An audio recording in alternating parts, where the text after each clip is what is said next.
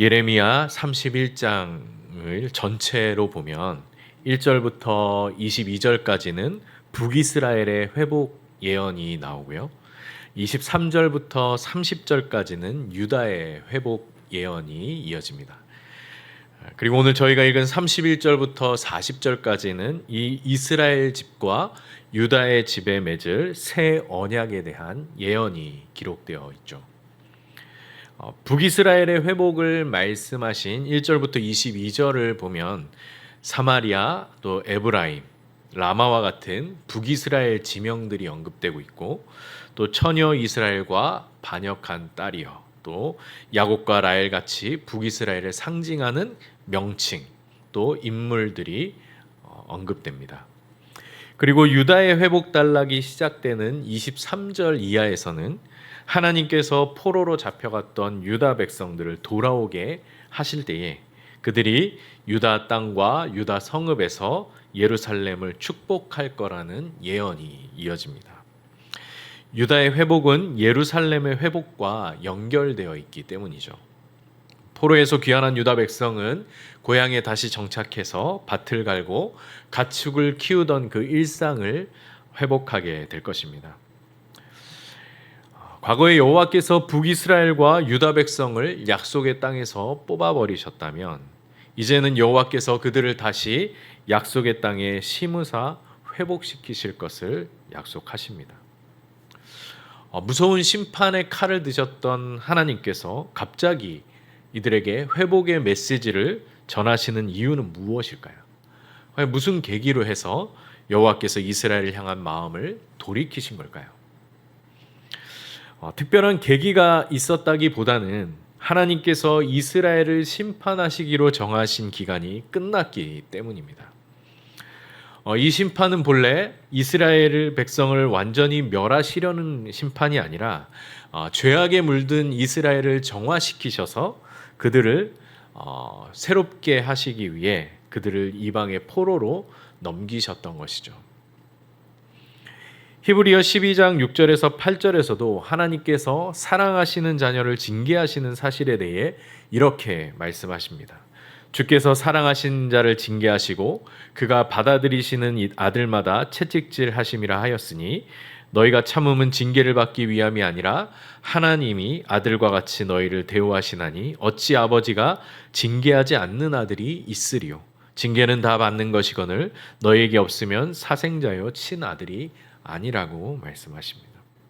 하나님은 사랑하는 자녀를 징계하시고 채찍질 하십니다. 징계하지 않는 자는 사생자요 친아들이 아닙니다. 그리고 이어지는 10절과 11절에서 히브리서 기자는 하나님의 징계가 우리에게 주는 유익에 대해 이렇게 말합니다.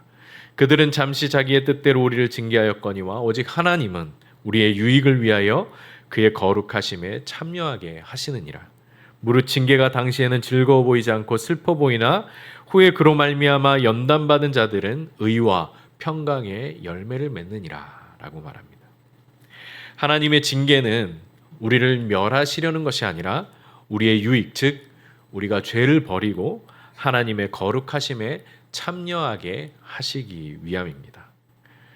그러므로 우리가 하나님의 징계를 받을 때에 당시에는 슬퍼 보이고 괴로울지라도 낙심하지 않고 믿음으로 연단받아서 하나님이 약속한 의와 평강의 열매를 맺는 성도님들이 되시기 바랍니다.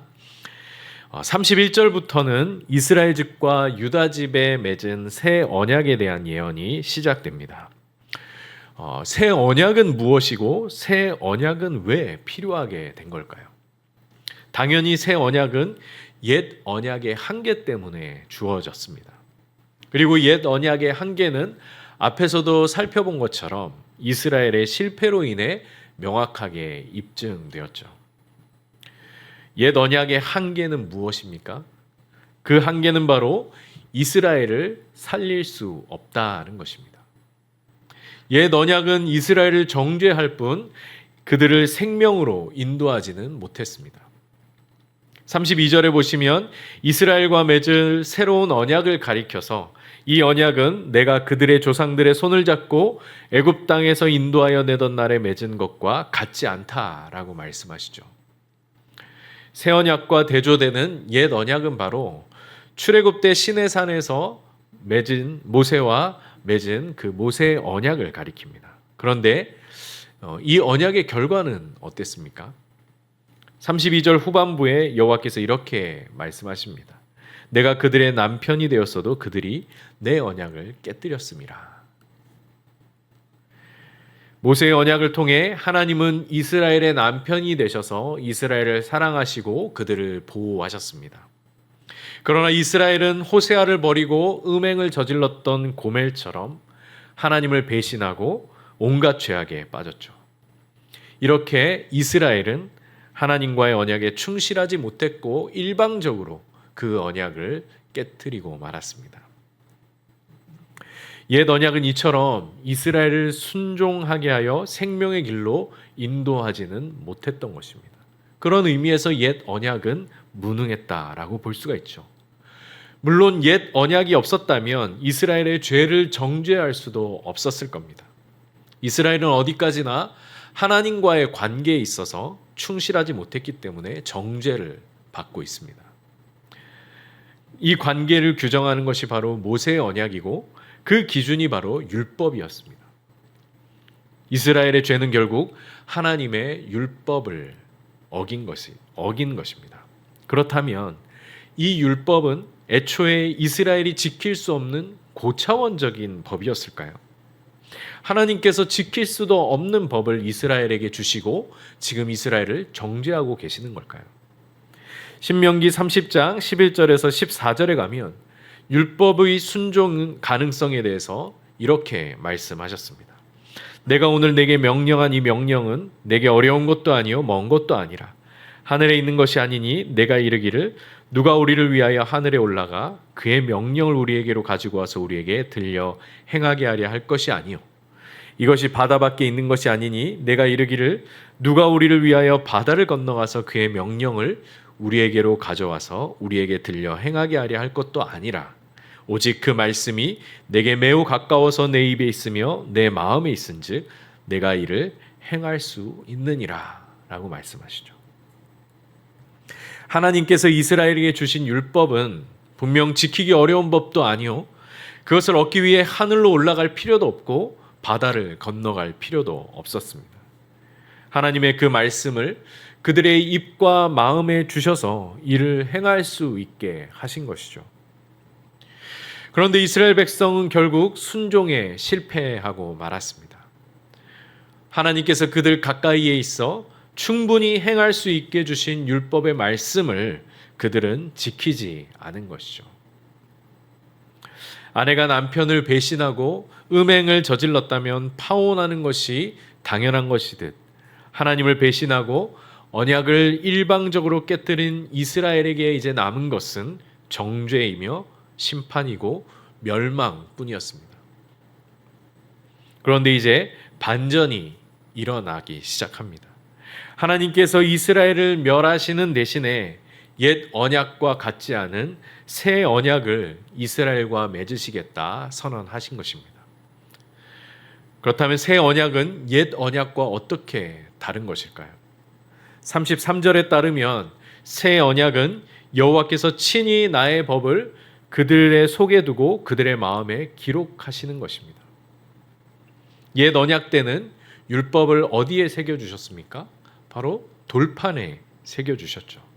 그런데 이제는 하나님의 법을 이스라엘의 마음판에 기록하시겠다 말씀하십니다. 돌판은 깨질 수 있고 파괴될 수 있지만 하나님께서 우리 마음 가운데 새기신 그 언약은 파괴될 수 없는 언약이라는 말씀이죠. 그 결과 그들이 다시는 이웃과 형제들에게 너는 여호와를 알라고 가르칠 필요가 없게 된다고 하십니다. 왜냐하면 새 언약의 시대에는 작은 자로부터 큰 자까지 다 여호와를 알게 될 것이기 때문입니다. 또한 그때 여호와께서 이스라엘의 모든 죄를 사하여 주시리라 약속하십니다. 옛 언약의 시대에는 제사장들이 율법을 관리했었고 그 율법으로 백성들을 가르쳤습니다. 그러나 새 언약의 시대에는 여호와를 아는 일이 더 이상 특정한 집단에 의해서 이루어지는 특별한 일이 아니라 모든 이가 알게 되는 보편적인 일이 될 것이다 라는 말씀이죠. 새 언약을 통해 여호와께서 친히 모든 사람들의 마음 가운데 하나님의 법을 새겨주심으로써 이러한 일들이 가능하게 되는 것입니다. 로마서 10장 6절에서 9절에 바울은 새 언약을 통해 모든 이가 하나님에 의해 이르게 된다는 사실을 이렇게 설명합니다. 믿음으로 말미암는 의는 이같이 말하되 내 마음에 누가 하늘에 올라가겠느냐 하지 말라 하니 올라가겠느냐 함은 그리스도를 모셔내리라는 것이요 혹은 누가 무저갱에 내려가겠느냐 하지 말라 하니 내려가겠느냐 함은 그리스도를 죽은 자 가운데서 모셔 올리라는 것이라. 그러면 무엇을 말하느냐? 말씀이 내게 가까워 내 입에 있으며 내 마음에 있다 하였으니 곧 우리가 전파하는 믿음의 말씀이라. 내가 만일 내 입으로 예수를 주로 시인하며 또 하나님께서 그를 죽은 자 가운데 살리신 것을 내 마음에 믿으면 구원을 받으리라. 앞에서 말했던 신명기 말씀을 인용하여서 그것을 새롭게 해석하여서 믿음의 말씀이 우리 마음 가운데 있고 그 마음 가운데 새겨졌다라는 말씀입니다. 새 언약을 통해 하나님께서 우리의 마음 가운데 새겨주신 하나님의 법은 다름 아닌 믿음의 말씀, 곧 복음이라고 얘기합니다. 이 복음으로 인하여 예수를 주로 시인하고 또 하나님께서 그를 죽은 자 가운데서 살리신 것을 마음에 믿으면 구원을 얻습니다.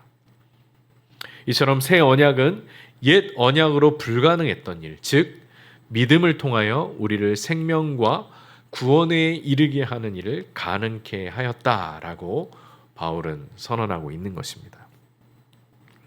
호세아가 자신을 배신하고 음행에 빠졌던 고멜을 다시 아내로 맞이한 것처럼 하나님을 배신하고 죄악을 저지른 이스라엘을 하나님은 포기하지 않으시고 다시 아내로 맞이하셨습니다. 단순히 아내로 받아들이신 것뿐만 아니라 더 이상 과거의 실패를 반복하지 않도록 새로운 언약을 맺어 친히 그들의 마음 가운데 하나님의 법을 새겨주셨죠. 이제 새 언약 안에서 이스라엘은 더 이상 과거에 실패했던 이스라엘이 아니라 새 백성, 새 이스라엘로 거듭나게 된 것입니다. 우리 역시 새 언약의 중보이신 예수 그리스도를 믿음으로 새 언약 백성이 되었습니다. 이제 하나님께서 우리를 예수 그리스도 안에서 용납하여 주시고 우리를 포기하지 않으시고 끝까지 구원으로 인도하실 것입니다. 비록 우리가 실패하고 잠깐 넘어져도 하나님께서 우리 마음에 새기신 그 복음의 말씀으로 우리를 새롭게 하셔서 생명과 구원에 이르게 하실 것입니다. 이것이 새 언약 안에서 살아가는 우리에게 주어진 놀라운 약속임을 믿으시기 바랍니다. 오늘도 이 믿음 안에서 우리 마음판에 새겨주신 그 말씀을 따라 새 언약 백성다운 순종의 삶으로 하나님께 영광을 돌리며 사시는 성도님들 되시길 바랍니다. 35절 이하에서 이제 여호와는 이스라엘을 향한 구원의 의지를 표명하십니다. 35절에서 37절에 보면 여호와께서 이스라엘을 구원하시는 사건을 창조 사건에 비유하시죠. 여호와께서 창조 때에 온 자연 세계의 질서를 정하십니다. 이 질서는 하나님께서 정하셨기 때문에 영원히 변하지 않을 것입니다. 따라서 36절에서 이 법도가 폐하여진다면 이스라엘 자손도 내 앞에 끊어져 영원히 나라가 되지 못하리라 하신 이 말씀은 곧 앞으로 이스라엘에게 행하실 하나님의 구원이 영원히 변하지 않는 창조의 질서처럼 영원히 변하지 않을 것이라는 반어적인 표현입니다. 이 37절에서도 반어적인 표현이 계속되는데요. 누군가가 하늘을 측량할 수 있고 땅의 기초를 탐지할 수 있다면 여호와께서 이스라엘을 다 버리시겠다라고 하시죠. 물론 하나님 외에 하늘을 측량하고 땅의 기초를 탐지할 수 있는 존재는 없을 것입니다. 그러므로 이 표현 역시 하나님께서 이스라엘에게 행하실 구원의 영원함을 말씀하신 것으로 볼 수 있는 것입니다. 이어지는 38절에서 40절에서는 이 구원 사건의 절정이라 할 수 있는 예루살렘성 재건에 대한 말씀이 나옵니다. 과거에 바벨론에 의해 폐허가 되어버린 예루살렘이 이제 하나님의 구원으로 말미암아 새롭게 재건될 것을 말씀하고 계시죠. 이처럼 바벨론 포로에서 귀환한 이스라엘은 하나님과 새 언약으로 맺어진 새 이스라엘이 되어서 새 예루살렘 성에 거하게 될 것입니다. 하나님의 새 창조 사역이 이 모든 일을 이루실 것을 말씀하고 있는 것입니다. 새 언약 백성이 되었다는 것은 단순히 이전보다 더 나은 사람, 더 착한 사람, 더 발전된 사람이 되었다는 뜻이 아니라 완전히 새로운 피조물이 되었다라는 뜻입니다. 왜냐하면 구원은 하나님의 새 창조 사역이기 때문입니다. 이 사역을 통하여 우리는 육신의 생각을 쫓던 삶에서 성령의 생각을 쫓는 삶으로 변화되고 또 썩어져가는 구습을 쫓던 옛 존재에서 의와 진리의 거룩함으로 지음받은 새 존재로 지으심을 받는 것입니다. 한마디로 하나님께 대하여 죽었던 우리가 하나님께 대하여 살아있는 자로 완전히 변화되게 되는 것입니다. 하나님의 새 창조는 지금도 새 언약 안에서 계속되고 있습니다. 새 언약 안에서 새로운 피조물 된 우리는 또한 하나님의 새 창조 안에서 날마다 새롭게 변화되어 가고 있다라는 것입니다. 이처럼 구원은 날마다 새롭게 하시는 은혜 안에 살아가는 삶이라는 것을 기억하시기 바랍니다. 예레미야가 3장 22절과 23절에서는 날마다 우리를 새롭게 하시는 은혜에 대하여 이렇게 노래하고 있습니다. 여호와의 인자와 긍휼이 무궁하심으로 우리가 진멸되지 아니함이니이다. 이것들이 아침마다 새로우니 주의 성실하심이 크시도소이다 라고 고백합니다. 하나님의 새 창조 사역은 한순간도 멈추지 않고 하나님의 성실하심 가운데 날마다 계속되고 있습니다. 우리가 아침에 일어나서 해가 뜨고 또 시간이 되면 해가 지며 해가 지고 나서는 달과 별이 빛을 발하는 그 창조 질서를 바라볼 때에 하나님의 새 창조 사역은 지금도 멈추지 않고 계속되고 있구나. 우리가 아침에 눈을 뜰 때에 하나님의 그 성실하심을 바라보며 하나님을 찬양하며 나아갈 수 있는 것입니다. 이 은혜 안에서 날마다 우리를 새롭게 하시는 주의 성실하심을 아침마다 새롭게 맛보며 그것을 찬양하며 살아가시는 우리 성도님들이 되시길 바랍니다.